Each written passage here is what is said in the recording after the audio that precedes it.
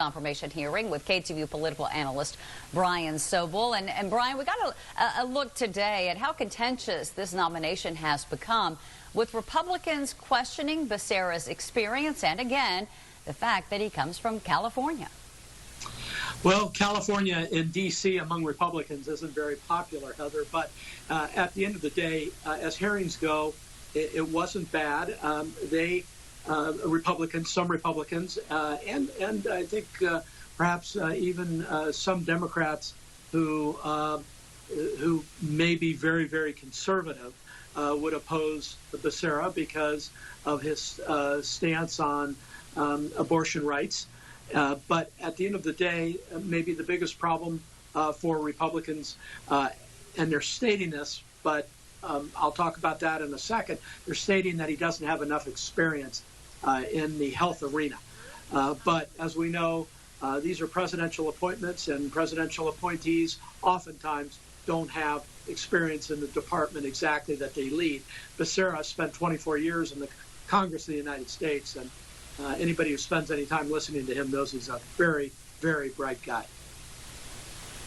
Yeah, let's talk about the claim of a lack of experience here, Brian, because we've heard this come up before. For example, if you look, during the Trump administration and the nomination of Betsy DeVos. DeVos is one. Carson is another. Carson had no housing background in particular and ended up being named head of housing and urban development. So these things go on.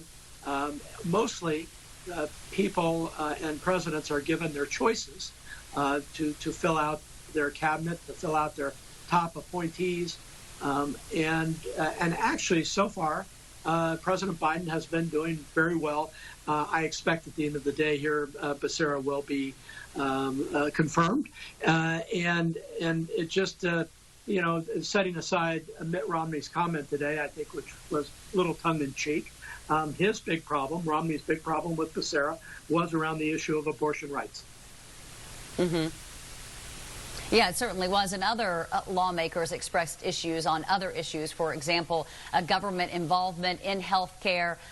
Xavier Becerra was a supporter of Medicare for All, replacing private insurance with Medicare for All. How big of an obstacle do you think that those stances on those particular issues will be for Becerra? Oh, I think he eventually is confirmed. I think, again, I think there's a spirit in Washington, D.C., always in the first term of a new president, to try to give that president the people that he wants on his team. The stances of Becerra are well known. Again, many, many years of experience in Washington. He knows most of those players there. I think at the end of the day, Heather, he's going to be just fine. I want to go back, though, to what Mitt Romney said, because as you heard there is this concern about what Becerra would bring to the role, and if he would be sort of as forceful as he is here in California with pushing certain agenda policies. And in fact, a number of senators, including Ted Cruz, yesterday issued a letter asking the Biden administration to withdraw Becerra's nomination. And this is what they said. They said, "We ask that you put our country over radical partisan objectives." I mean, is that how some Republicans see Becerra, as a radical?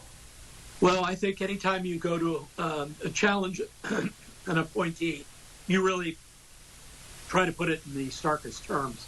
Becerra talked about Medicare for All, controversial point of view, has talked about immigration rights, which under HHS is not the top thing, but medicating and helping people in various ways through HHS, including undocumented people in this country, is a part of his department, and Republicans take issue with that.